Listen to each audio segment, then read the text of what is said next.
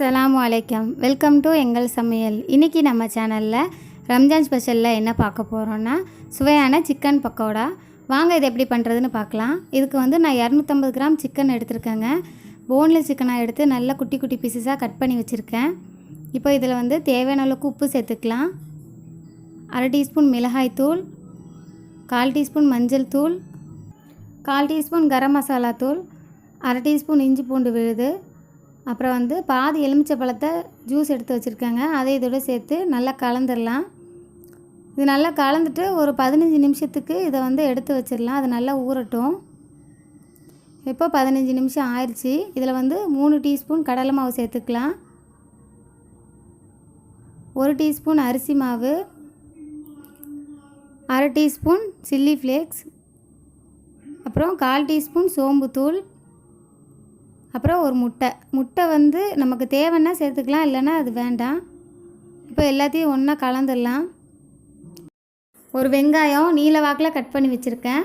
அப்புறம் பொடியாக கட் பண்ண ஒரு பச்சை மிளகா, கொஞ்சமாக கொத்தமல்லி இலை, ஒரு கொத்து கருவேப்பிலை, அப்புறம் ஒரு சின்ன துண்டு இஞ்சியை நல்லா சீவி வச்சுருக்கேன்.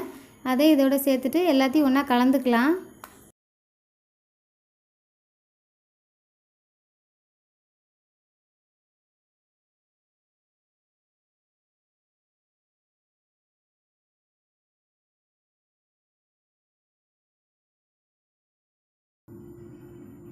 இப்போ இது நல்லா கலந்தாச்சு.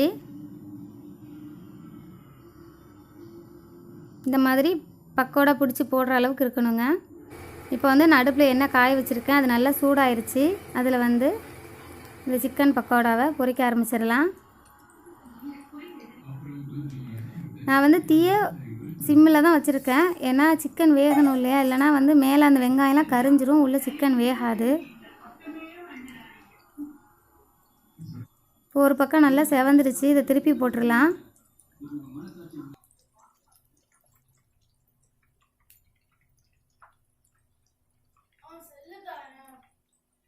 ரெண்டு பக்கமும் நல்லா வெந்துருச்சு. இப்போ இதை எடுத்துடலாம்.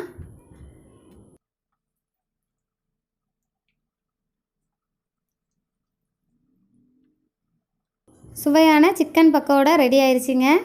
இந்த டிஷ் உங்களுக்கு பிடிச்சிருந்துச்சுன்னா லைக் பண்ணுங்கள், கமெண்ட் பண்ணுங்கள், உங்கள் ஃப்ரெண்ட்ஸுக்கெலாம் ஷேர் பண்ணுங்கள். எங்கள் சமையலை சப்ஸ்கிரைப் பண்ணுங்கள். மறக்காமல் அந்த பெல் பட்டனை கிளிக் பண்ணுங்கள். தேங்க்ஸ் ஃபார் வாட்சிங்.